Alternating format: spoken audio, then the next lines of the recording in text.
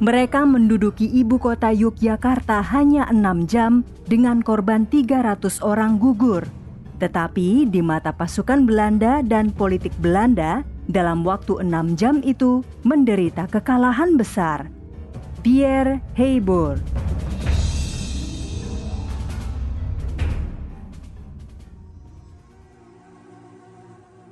Serangan umum 1 Maret 1949.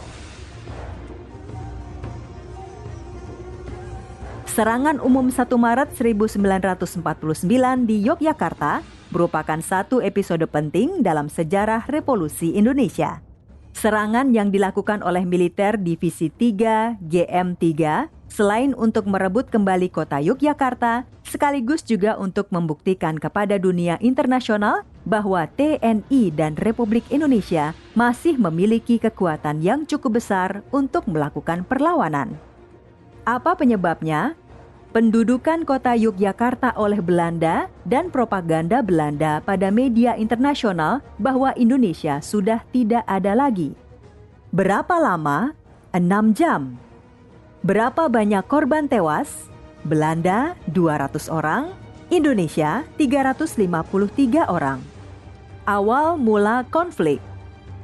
Berawal dari agresi militer Belanda kedua, Desember 1948, saat Belanda berhasil menduduki kota Yogyakarta yang merupakan ibu kota Republik Indonesia, kemudian Belanda berturut-turut berusaha menduduki kabupaten-kabupaten sekitar kota Yogyakarta, yaitu Sleman, Bantul, Kulon Progo, dan akhirnya Gunung Kidul, menyebabkan situasi ibu kota negara saat itu sangat tidak kondusif.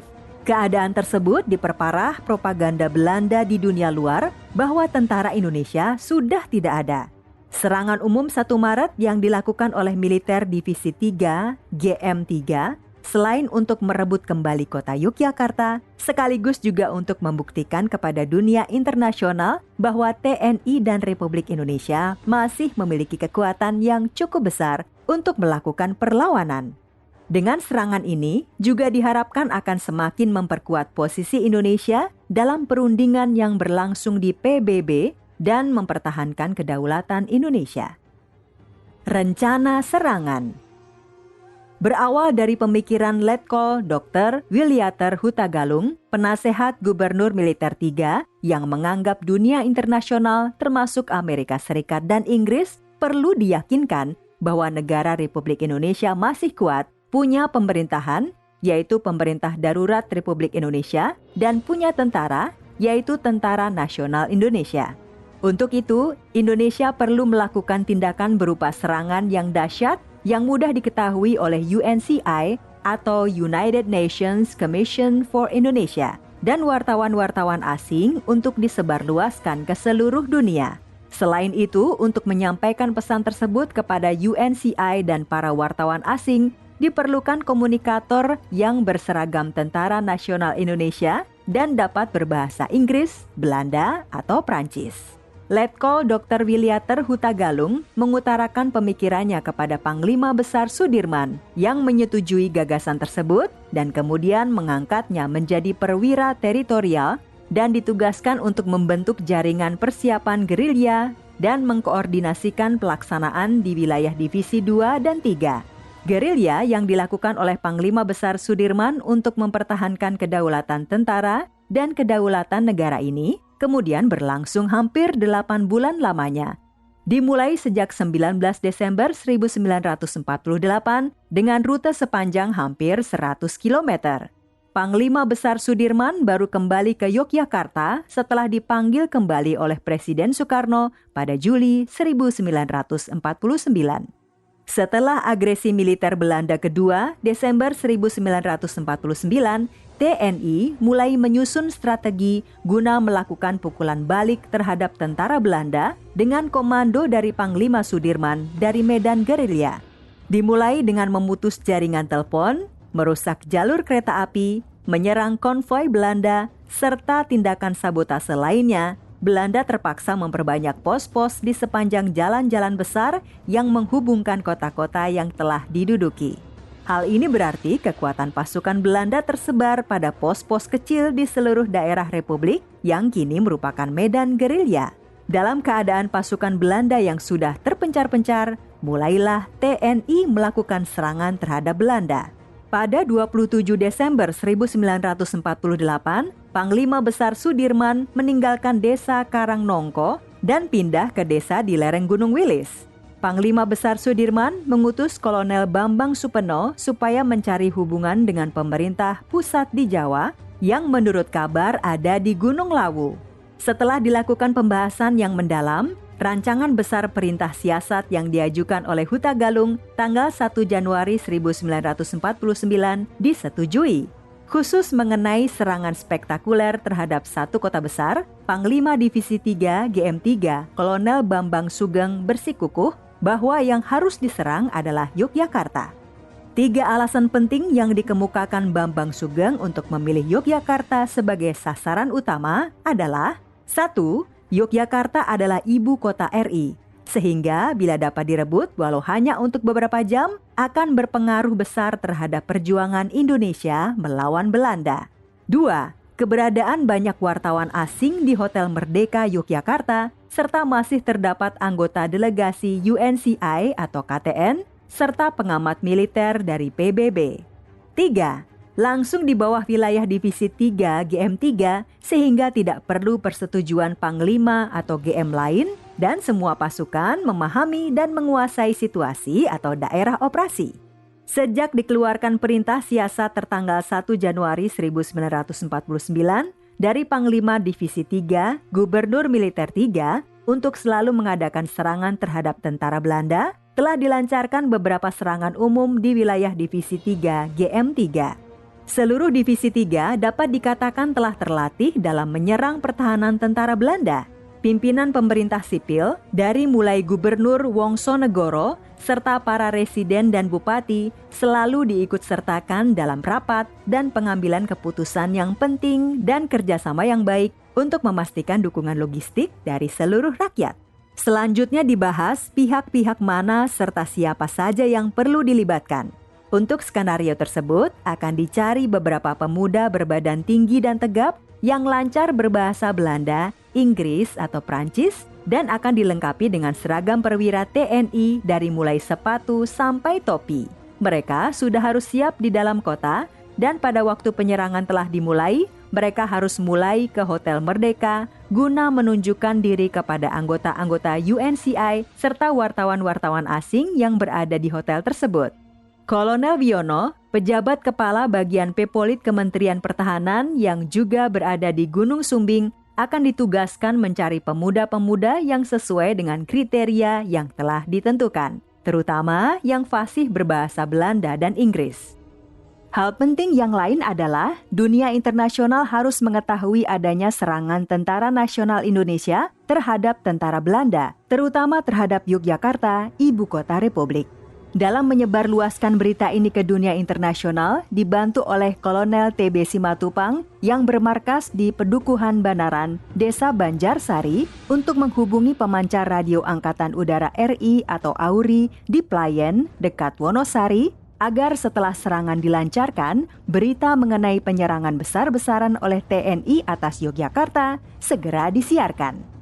Bambang Supeno kembali dan pada 11 Januari 1949 di Desa Wayang terjadi pertemuan dengan Menteri Pembangunan Supeno dan Menteri Kehakiman Susanto Tirtoprojo.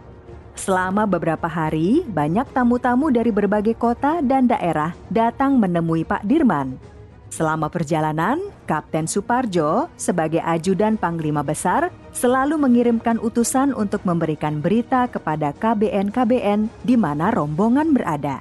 Pada awal Februari 1949, di perbatasan Jawa Timur, Letkol Dr. Wiliater Huta Galung yang sejak September 1948 diangkat menjadi perwira teritorial dan ditugaskan untuk membentuk jaringan persiapan gerilya di wilayah Divisi 2 dan 3, bertemu dengan Panglima Besar Jenderal Sudirman untuk melaporkan mengenai resolusi Dewan Keamanan PBB dan penolakan Belanda terhadap resolusi tersebut dan melancarkan propaganda yang menyatakan bahwa Republik Indonesia sudah tidak ada lagi. Melalui radio Rimba Raya, Panglima Besar Sudirman juga telah mendengar berita tersebut. Panglima menginstruksikan untuk memikirkan langkah-langkah yang harus diambil guna merespon balik propaganda Belanda. Hutagalung yang membentuk jaringan di wilayah Divisi 2 dan 3 dapat selalu berhubungan dengan Panglima Besar Sudirman dan menjadi penghubung antara Panglima Besar Sudirman dengan Panglima Divisi 2, Kolonel Gatot Subroto, dan Panglima Divisi 3, Kolonel Bambang Sugeng. Selain itu, sebagai dokter spesialis paru, setiap ada kesempatan, ia juga ikut merawat Panglima Besar Sudirman yang saat itu menderita penyakit paru-paru. Di Desa Pringapus, 8 Februari 1949, Panglima Besar Sudirman mengirimkan beberapa orang ke Yogyakarta, di antaranya Harsono Cokro Aminoto untuk mendapatkan keterangan mengenai politik, Letnan Basuki dan Dr. Suwondo selaku dokter pribadi Panglima Besar untuk mencari obat-obatan, Kapten Cokro Pranolo untuk menghadap Sri Sultan. Orang-orang yang dikirim ke Yogyakarta hampir semuanya ditangkap Belanda. Yang tidak ditangkap hanya Dr. Suwondo dan Kapten Cokro Pranolo.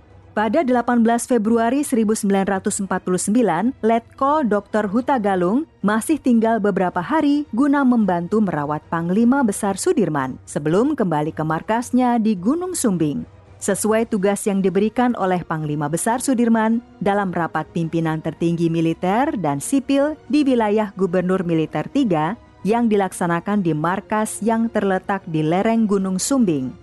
Selain Gubernur Militer, Panglima Divisi 3 Kolonel Bambang Sugeng dan Letkol Wiliater Hutagalung, juga hadir Komandan Wehrais II, Letkol Sarbini Marto Diharjo, dan pucuk pimpinan pemerintahan sipil, yaitu Gubernur Sipil Mr. KRMT Wongsonegoro, Residen Banyumas R. Budiono, Residen Kedu Salamun, Bupati Banjarnegara R.A. Sumitro Kolopaking, dan Bupati Sangidi.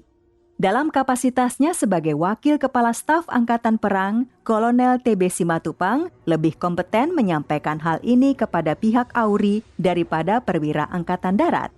Diperkirakan apabila Belanda melihat bahwa Yogyakarta diserang secara besar-besaran, dipastikan mereka akan mendatangkan bantuan dari kota-kota lain di Jawa Tengah, seperti pasukan Belanda yang kuat seperti Magelang, Semarang, dan Solo.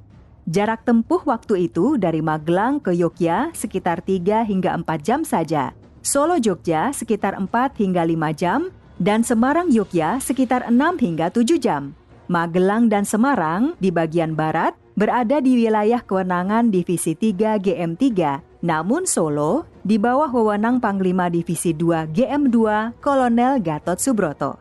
Oleh karena itu, serangan di wilayah Divisi 2 dan 3 harus dikoordinasikan dengan baik sehingga dapat dilakukan operasi militer bersama dalam kurun waktu yang ditentukan, sehingga bantuan Belanda dari Solo dapat dihambat atau paling tidak dapat diperlambat. Pimpinan pemerintahan sipil, Gubernur Wongsonegoro, Residen Budiono, Residen Salamun, Bupati Sangadi, dan Bupati Sumitro Kolopaking ditugaskan untuk mengkoordinasikan persiapan dan pasokan perbekalan di wilayah masing-masing. Pada waktu bergerilya, para pejuang sering harus selalu pindah tempat, sehingga sangat tergantung dari bantuan rakyat dalam penyediaan perbekalan. Selama perang gerilya, bahkan camat, lurah, serta kepala desa berperan dalam menyiapkan dan memasok perbekalan bagi para gerilyawan yang telah diatur dan ditetapkan oleh pemerintah militer setempat. Untuk pertolongan dan perawatan medis diserahkan kepada PMI. Peran PMI sendiri juga telah dipersiapkan sejak menyusun konsep Perintah Siasat Panglima Besar. Dalam konsep pertahanan rakyat total sebagai pelengkap Perintah Siasat nomor 1 yang dikeluarkan oleh Staf Operasional atau STOP tanggal 3 Juni 1948, Butir 8 menyebutkan, kesehatan terutama tergantung kepada kesehatan rakyat dan PMI, karena itu evakuasi pada dokter dan rumah obat mesti menjadi perhatian. Sutarjo Karto Hadikusumo, Ketua DPA yang juga adalah Ketua PMI, mengatur pengiriman obat-obatan bagi gerilyawan di front. Setelah rapat selesai, kurir segera dikirim untuk menyampaikan keputusan rapat di Gunung Sumbing pada 18 Februari 1949 kepada Panglima Besar Sudirman dan Komandan Divisi 2 Gubernur Militer 2 Kolonel Gatot Subroto. Sebagaimana telah digariskan dalam pedoman pengiriman berita dan pemberian perintah, perintah yang sangat penting dan rahasia harus disampaikan langsung oleh atasan kepada komandan pasukan yang bersangkutan. Maka rencana penyerangan atas Yogyakarta yang ada di wilayah Wehrkreis 3 di bawah pimpinan Letkol Soeharto akan disampaikan langsung oleh Panglima Divisi 3, Kolonel Bambang Sugeng. Kurir segera dikirim kepada Komandan Wehrkreis 3 Brigade 10 Letkol Soeharto untuk memberitahu kedatangan Panglima Divisi 3 serta mempersiapkan pertemuan. Diputuskan untuk segera berangkat sore itu juga guna menyampaikan rancangan strategi kepada pihak-pihak yang terkait.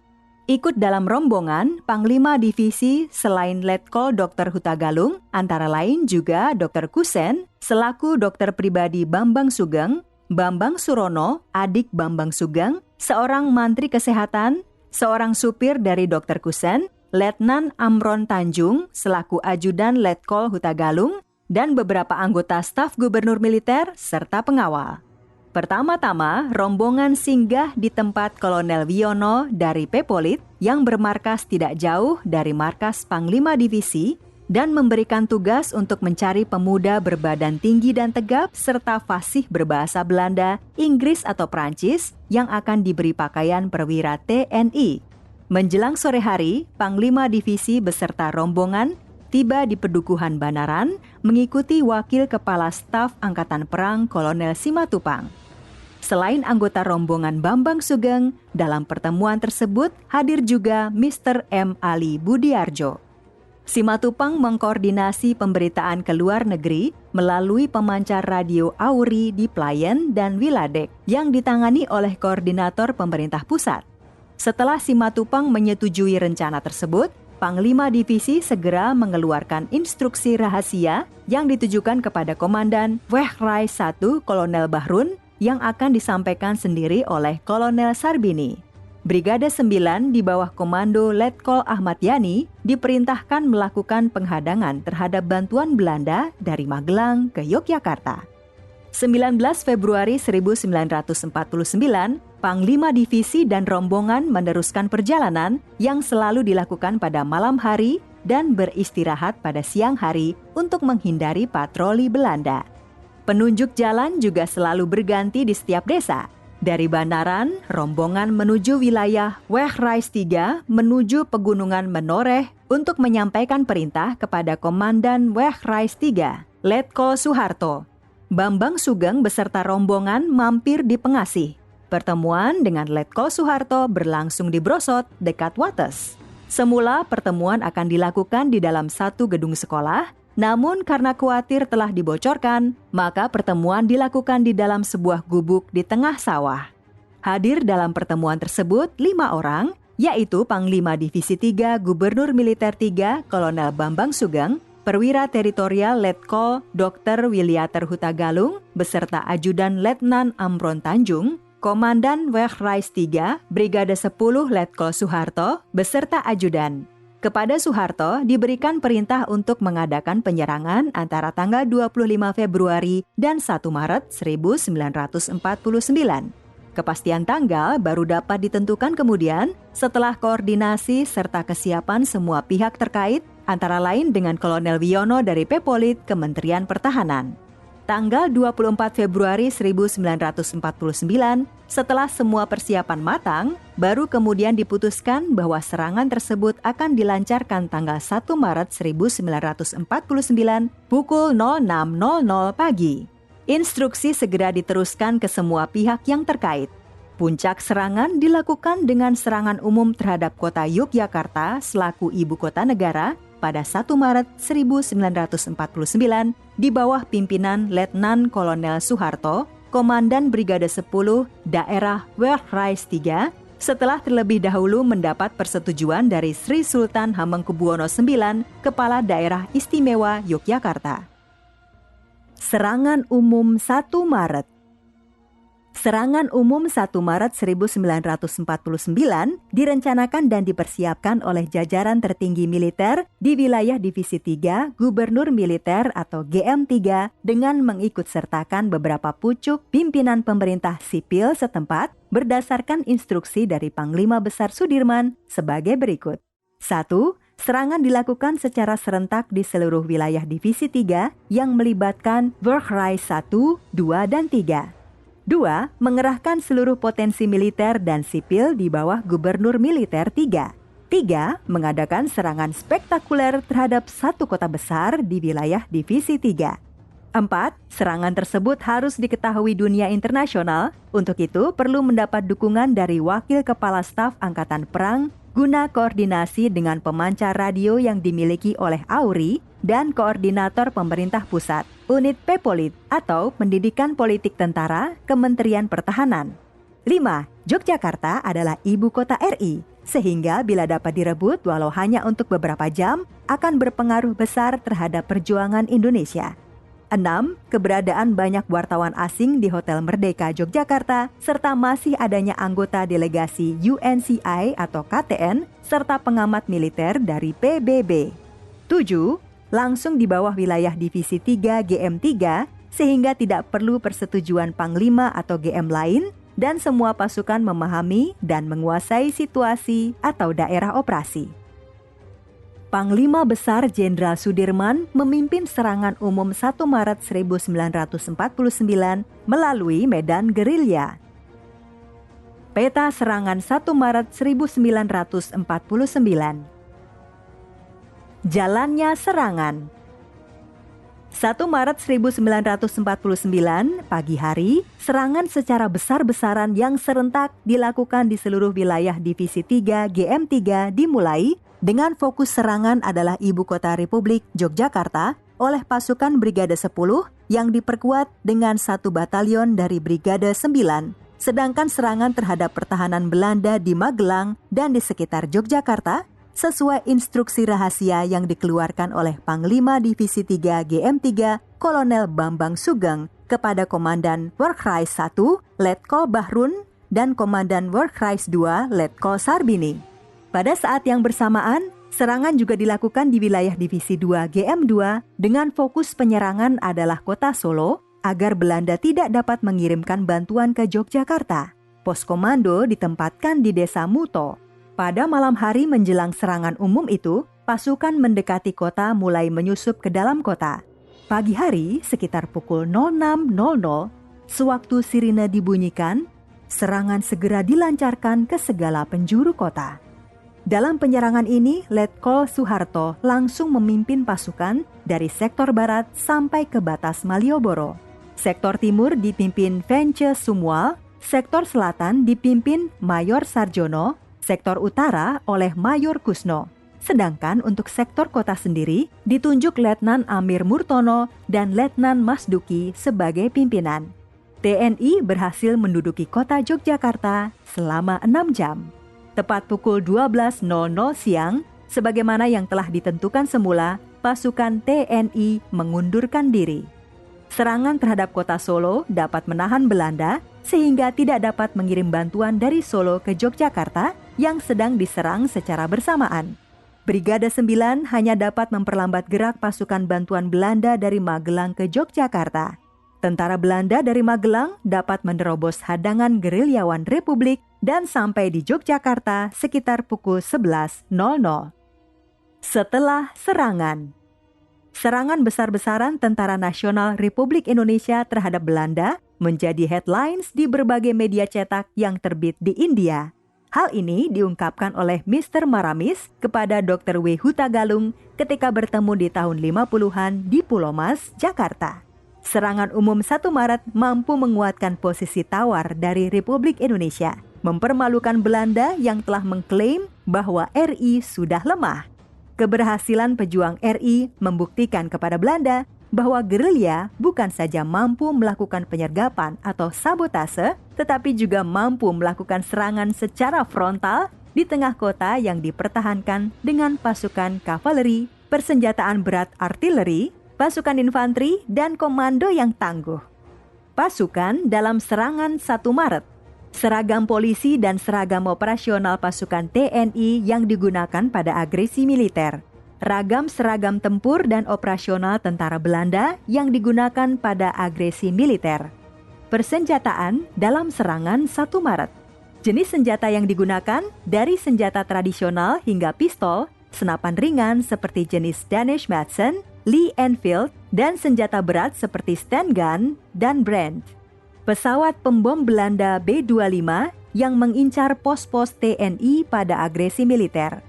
Panglima Besar Jenderal Sudirman kembali ke Yogyakarta.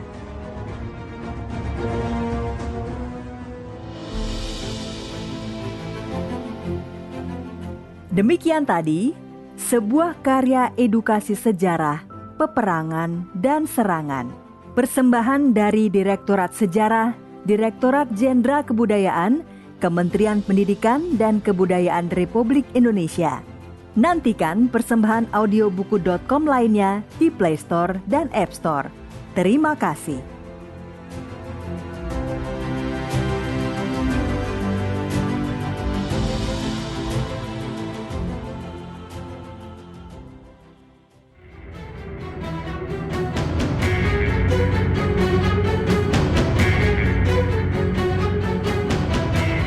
Terima kasih. Nantikan audiobuku lainnya hanya di channel Dengar Buku.